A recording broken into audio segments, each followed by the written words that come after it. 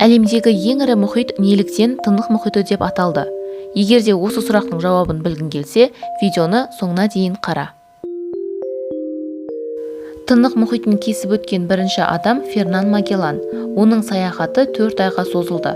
Магеллан экспедициясы кезінде ауа райы тамаша болды. Сондықтан ол ашық мұхитты Тынық деп атады. Шын мәнінде бұл мұхит планетадағы ең тыншымайтын мұхит болып табылады.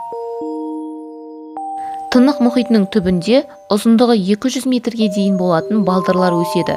Сонымен қатар Тынық мұхитында лосось балығының түрлерінің 95% өмір сүреді. Орташа алғанда Тынық мұхитының тереңдігі 4,3 шақырымды құрайды. Бұл мұхитта планетадағы ең күшті толқындар соғады. Ондағы толқындар су деңгейінен 9 метрге дейін көтеріледі.